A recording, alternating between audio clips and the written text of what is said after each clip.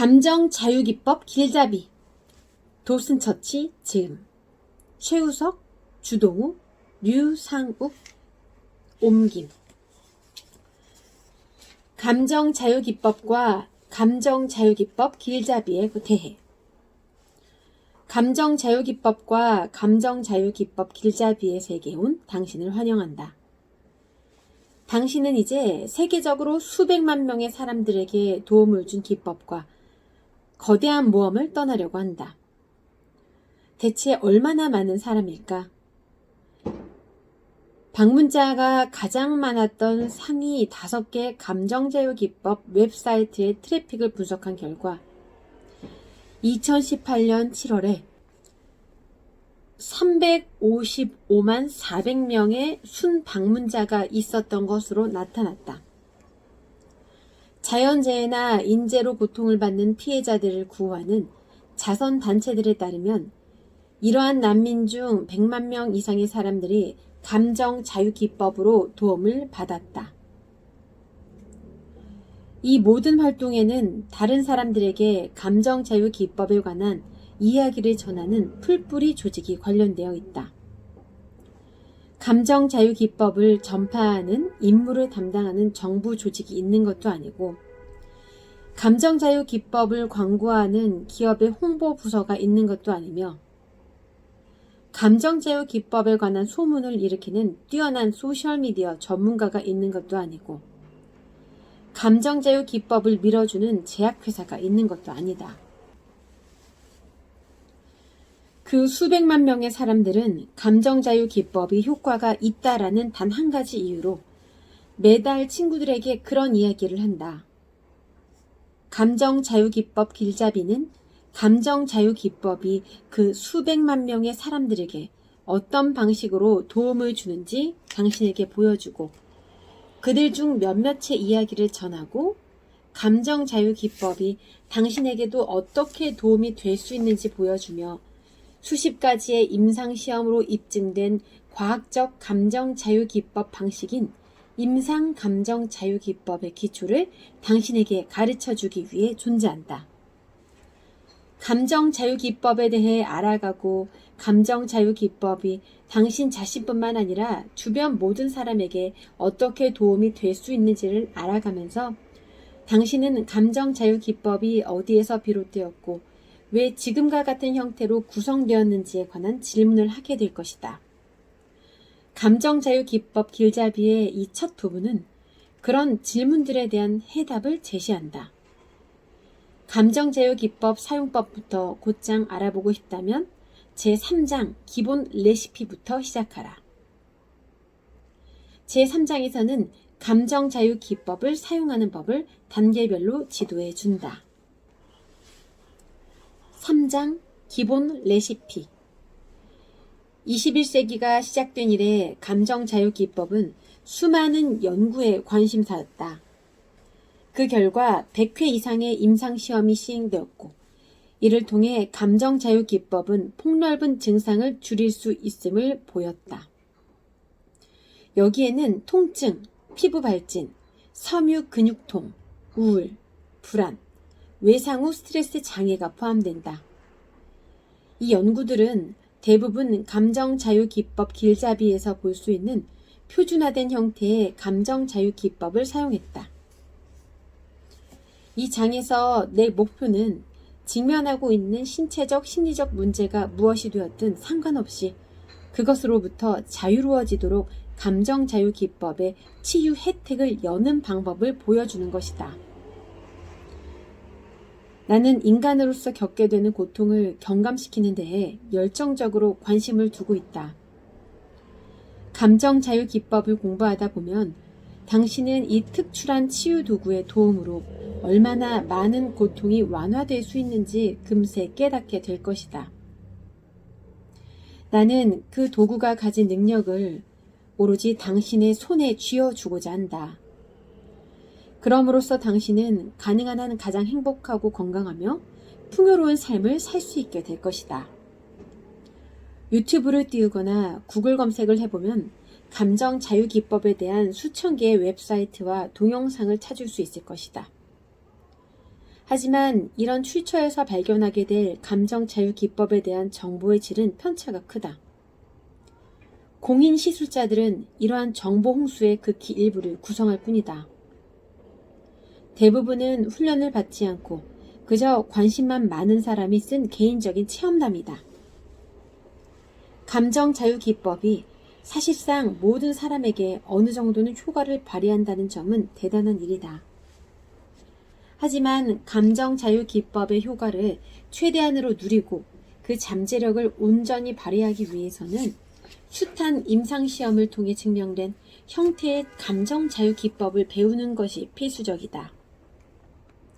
우리는 이것을 임상 감정 자유 기법이라고 부른다. 매년 열리는 EFT 유니버스 워크숍에서 우리는 같은 이야기를 다양하게 변주된 형태로 여러 사람을 통해 듣게 된다. 유튜브에서 동영상 하나를 보고 따라 두드렸더니 처음 몇 번은 놀라운 결과를 얻었습니다. 그러다가 효과가 나지 않는 것 같았습니다.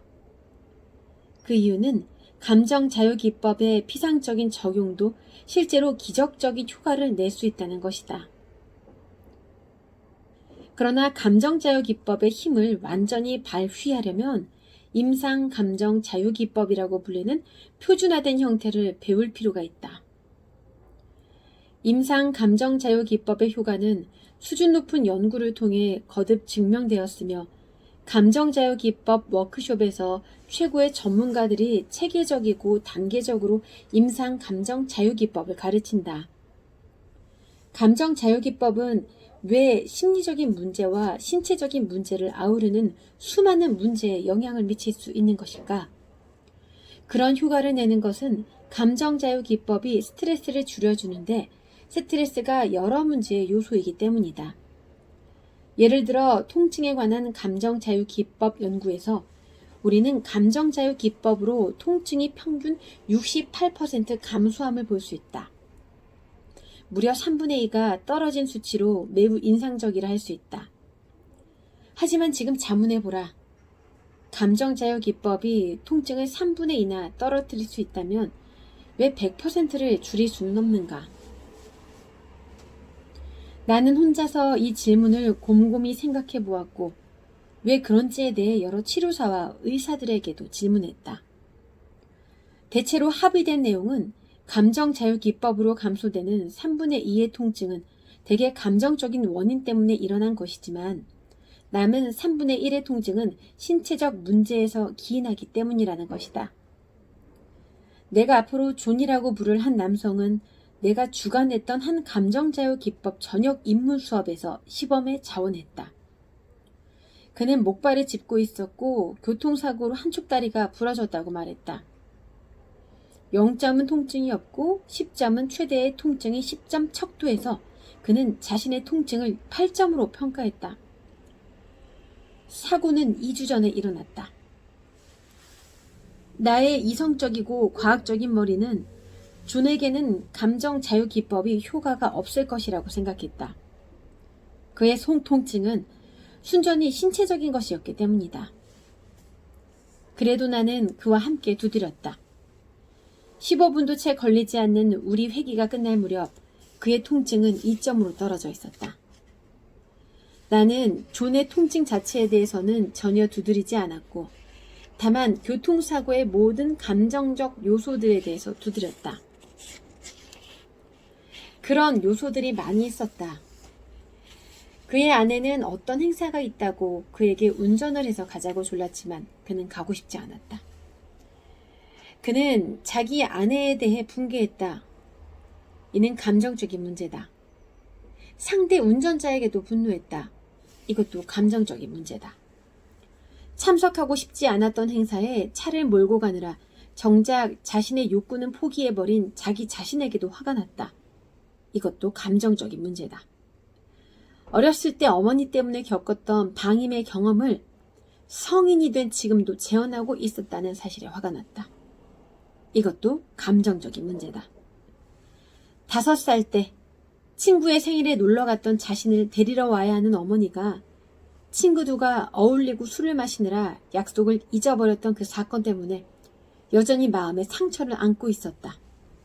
이것도 감정적인 문제다.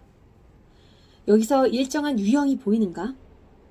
우리는 감정적인 일군의 문제들에 대해 작업하고 있지만 그 문제들이 곧 통증과 얽혀 있는 것이다. 존의 삶이라는 직물의 일부가 자기 무시, 방임, 분노, 좌절과 같은 감정적 문제의 시줄과 날줄에 신체 통증이 중첩되어 있는 것이다. 그의 이야기는 행복한 결말로 끝난다. 존의 통증에 대한 이런 감정적 요소들 각각에 대해 두드리고 나자 부러진 다리 때문에 일어나는 신체 통증은 2점으로 내려갔다. 이 통증 점수는 존의 문제에게 신체적 요소가 얼마의 범위를 차지하는지 드러낸다. 2점이다. 나머지 6점은 감정적인 요소였던 것이다.